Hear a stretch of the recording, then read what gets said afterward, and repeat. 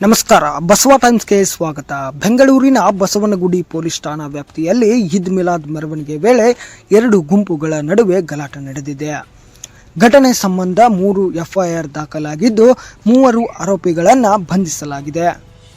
3 ಅಪ್ರಾಪ್ತರು ಸೇರಿದಂತೆ ಒಟ್ಟು 8 ಮಂದಿಯನ್ನ ಪೊಲೀಸರು ವಶಕ್ಕೆ ಪಡೆದು ವಿಚಾರಣೆಯನ್ನ ನಡೆಸುತ್ತಿದ್ದಾರೆ.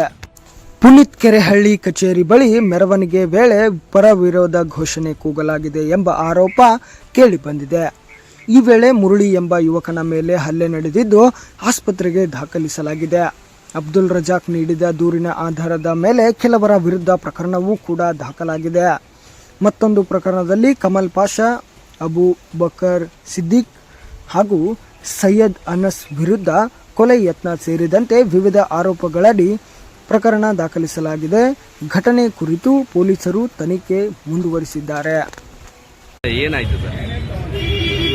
ಈದ್ ಮಿಲಾದ್ ಪ್ರೊಸೆಷನ್ನು ಕುಮಾರಸ್ವಾಮಿ ಲೇಔಟು ಗೋಣನಕುಂಟೆ ಎಲ್ಲ ಸೇರಿಕೊಂಡು ನಮ್ಮ ಆರ್.ಎಂ. ನಗರ ಲಿಮಿಟ್ಸಿಂದ ಬಂದು NR ರೋಡ್ ಮುಖಾಂತರ ವ್ಯಾನ್ಸಿ ಹೋಗ್ತಾ ಇತ್ತು. ಸೊ ಅಟ್ ಅರೌಂಡ್ 3:45-4 ಮಧ್ಯದಲ್ಲಿ ನಮಗೆ 112 ಕರೆ ಬಂತು. ಸೊ ಇಲ್ಲಿ ಗಲಾಟೆ ಆಗ್ತಾಯಿದೆ, ಕೆಲವರು ಕಾರ್ಯಕರ್ತರು ರೋಡ್ ಬ್ಲಾಕ್ ಮಾಡಿದ್ದಾರೆ ಅಂತ ಹೇಳಿ. ಸೊ ಅಲ್ಲಿಗೆ ಎಲ್ಲ ಸೀನಿಯರ್ ಆಫೀಸರ್ಸ್ ಎಲ್ಲ ಬಂದಿದ್ದಾರೆ.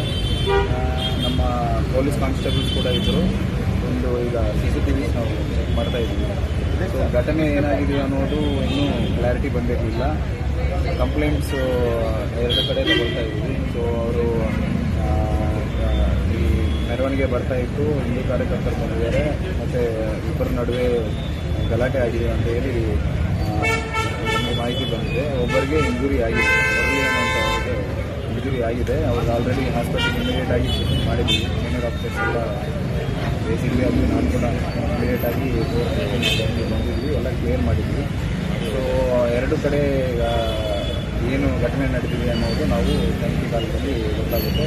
ಇಮಿಡಿಯೇಟಾಗಿ ಇರುವ CCTV ಉಪಯೋಗಿಸಿ ಮತ್ತು ನಮ್ಮ ಪೊಲೀಸ್ ಯಾರ್ಯಾರಿದ್ದಾರೆ ಅವರ ಹತ್ರ ಕೂಡ ನಾವು ಮಾಹಿತಿ ಪಡೆದು ಕ್ರಮ ಕೈಗೊಳ್ತೀವಿ. ಈಗ ಆಲ್ರೆಡಿ ಕೆಲವರು ಸಸ್ಪೆಕ್ಟ್ಸು ನಾವು ಆಲ್ರೆಡಿ ರೌಂಡ್ ಅಪ್ ಮಾಡ್ಕೊಂಡಿದ್ದೀವಿ. ಸೊ ಈಗ ಸದ್ಯಕ್ಕೆ ಸಿಚುವೇಶನ್ ಇಸ್ ಪೀಸ್ಫುಲ್. ಆಲ್ರೆಡಿ ಮೆರವಣಿಗೆ ಹೋಗಿದೆ. ಸೊ ರಿಟರ್ನ್ ಕೂಡ ನಾವು ಬಂದೋಬಸ್ತ್ ಮಾಡ್ಕೊಂಡಿದ್ದೀವಿ.